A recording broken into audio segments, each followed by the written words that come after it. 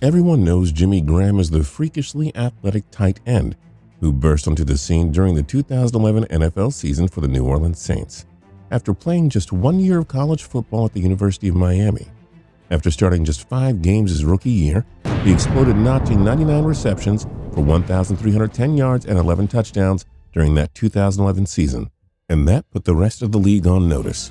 Graham was a huge part of the new wave of tight ends, guys like Rob Gronkowski, Antonio Gates, and Tony Gonzalez, who were not just blockers but explosive pass catchers. And many would argue that for a time, Jimmy Graham set the standard for the position. Between 2011 and 2017, he was All-Pro twice, selected to 5 Pro Bowls, and even led the entire NFL in touchdowns in 2013. Still, despite the endless avalanche of accolades, there was one thing that the analysts and broadcasters alike could not stop talking about. It was the fact that in college he primarily played basketball, not football. While this is true and it was a fun tidbit the first time we heard it, hearing announcers drone on and on about it every year became exhausting. This rings especially true after hearing the real story of the ups and downs that turned Jimmy Graham, a lanky kid from Goldsboro, North Carolina, into a basketball player at Miami, and then a standout talent in the NFL.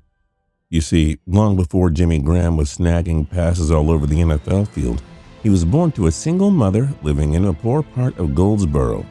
His mother often relied on family members to help care for Graham and was always struggling to make ends meet. As the years went by, more and more she started looking for a way out, recognizing that she was hardly cut out to take care of herself, let alone a child. She struck up an agreement with Jimmy's ex-stepfather that would make him Jimmy's legal guardian. Jimmy went to live with him, but then after a year they ran into trouble. His ex-stepfather, this man who was supposed to be his guardian and care for him, found out that Jimmy's mom was still getting paid $98 a week in child support from Jimmy's biological father. And since he was taking care of Graham, he felt he was entitled to it.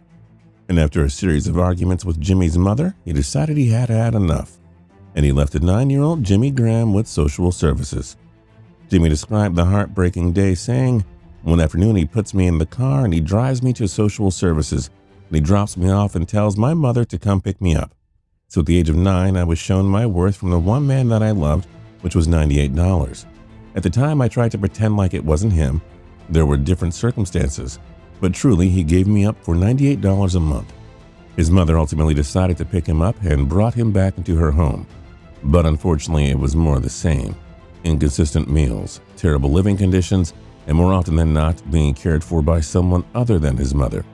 And even worse, as Jimmy said, he felt completely devalued as a human. This ride went on for 2 more years until one day, when Graham was 11, she told him they were going for a ride. Graham told ESPN's Rachel Nichols he remembers being in the back of the car sleeping, and when he woke up, his mom told him to get out of the car.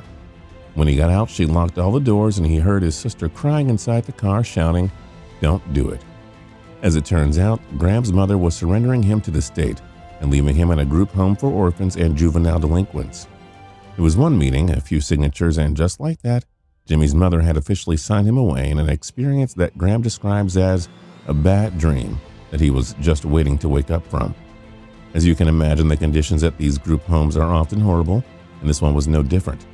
Graham was the youngest boy in the home and left to completely fend for himself amongst a group of teenagers, many of whom had already spent time incarcerated. It got so bad that one day, after returning from a group trip to the movies, Graham recalls getting cornered in the back of the van that the other foster parents used to transport the boys. I remember being trapped in the bottom of a seat and people just hitting on me, and I was probably in the bed for about 3 days. My eyes were swollen shut. And if you thought that was brutal, it somehow got worse. When the beating stopped and Graham finally had a moment alone, he called his mom to tell her what had happened, and she hung up the phone. So he did what any 11-year-old would do. He broke down, inconsolably crying. He continued calling her, and 9 months later, his mother finally answered his desperate calls to take him back. But things at home were somehow worse than they were before. His mother had a new boyfriend who consistently abused Graham, and she stood by, not doing anything to stop it, and hardly paying any attention to him. Graham, still often unfed, ended up finding the Abundant Life of Fellowship Church, where he attended a weekly prayer group because it offered free food. Little did Graham know this would be a turning point in his life, finally for the better. That's because it was at this very prayer group that he met Becky Vincent, a volunteer at the church who took an interest in Graham. Vincent says she was taken back the first time she saw Jimmy show up to the group. It was 20 degrees outside and in walked a skinny young kid, wearing shorts and a tank top because it was all he had. Graham continued going to the prayer group for a few months, taking solace in being surrounded by decent, compassionate people, and of course, being able to actually eat something. But it wasn't until he had been going for a few months that Graham, who's understandably skeptical of people, finally opened up to the group. He broke down in tears to the group, explaining that he was terrified because things continued to worsen at home, and his biggest fear was that eventually his mother would put him back into a home. Becky was shook to her core by his confession and felt she had to do something about it. She told him that the two of them could talk to his mother together and that Graham could come stay with her, which, considering Becky's own situation, was no small favor. At the time, she was working to put herself through nursing school, all while raising a young daughter of her own. But none of that mattered to her, and soon enough, Jimmy moved into her trailer. Listening to Graham talk about the trailer was very telling of just how bad living at home and in foster care had been. It didn't matter to him that the trailer had no heat, and that even inside they needed to bundle up in the winters. It didn't matter to him that all three of them slept in the living room. He finally had people he considered family, a family that he could trust, a family that just wanted the best for him. After he moved in with Becky Vincent, his entire life started to turn around. He saw how hard she was working towards a nursing degree, and it inspired Jimmy to apply himself in school. He went from failing grades to A's and B's seemingly out of nowhere. His newfound confidence also showed itself on the basketball court, where as a sophomore he became a star on the team. After his sophomore year, he enrolled in Charis Prep, a nearby school with a stronger athletic reputation, and he played out the rest of his high school career there and played well enough to earn basketball scholarship offers to the University of Wisconsin and the University of Miami. Graham recently told reporters at Packers training camp that he almost ended up going to Madison to become a Badger, but was turned off after seeing a picture of it during the winter, explaining that he didn't even realize that lakes froze. So he followed the warm weather and went south to Miami, where he played basketball for 4 seasons, mostly as a reserve. During his junior season on the hard court, Bernie Kosar, the famous University of Miami and NFL quarterback, marveled at Graham's athletic ability and reached out to him to encourage him to play for the school's football team. He worked with Kosar and some of the school's football coaches during the offseason, and then during his 5th year on campus, when he stayed to complete his double major in marketing and management, he took up football. On the football field, Graham was understandably raw, but he showed flashes of brilliance. During his 1 season on the gridiron, he played in 13 games, only notching 17 receptions for 213 yards. But of those 17 receptions, 5 were caught for touchdowns, and NFL scouts were blown away by his athleticism. Graham stood just over 6 feet 6 inches, and at that point he weighed upwards of 260 pounds. But even with his enormous size, he still seemed to be able to speed past linebackers and jump way over defensive backs. He didn't only look fast on tape either. At the combine, he ran a 4.56 second 40-yard dash and recorded a 38.5-inch vertical jump, which is insane for someone of his size. So despite all of the question marks surrounding Graham because of his inexperience, the New Orleans Saints decided that they had seen enough to take a chance on him, and they selected him 95th overall in the 2010 NFL Draft. Shortly after, he signed a 4-year contract worth $2.5 million, and for the first time in his life, Graham didn't have to worry about money.